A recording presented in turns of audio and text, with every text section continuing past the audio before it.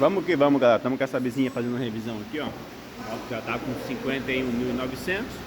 Então, ó, quando essa moto começar a fazer barulhinho como se fosse válvula, tá? Ó, o barulho de válvula, galera, é quase parecido, tá? Quase parecido com o barulho de corrente de comando batendo, tá? Então aqui eu desmontei, vou passar uma dicasinha pra vocês aqui, tá? Geralmente são essas engrenagens aqui, ó, que danifica, tá? Que gasta, por ela ser de borracha. E o guia também aqui, tá? Eu vou estar tirando aqui, vocês vão ver.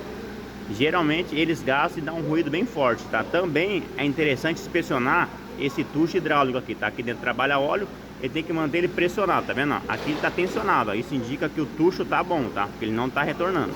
Agora, essa engrenagem aqui, galera, ó, que tá aqui dentro, que eu vou estar tirando aqui agora pra vocês verem. Cara, é uma engrenagem bem grande, só que ela é de borracha. Então, galera, ela gastou aqui a ponto. Deixa eu conseguir tirar com uma mão aqui. Ela gastou aqui a ponto de comer tudo, tá? Então, galera, ó, consegui tirar aqui, tá? A engrenagemzinha. Então vocês vão ver o tamanho dela aqui, tá? Ó, ó o tamanho que virou essa engrenagem aqui, tá? Ó, da embalagem, tá vendo? Ela era desse tamanho, ela ficou desse tamanho aqui, tá? Então assim, ó, isso aqui, ó, ele é um guia da corrente de comando, tá? Então, ó, ela se deteriorou, ó, foi esse aqui, ó. Olha o tamanho que ela era, ó. Tá vendo?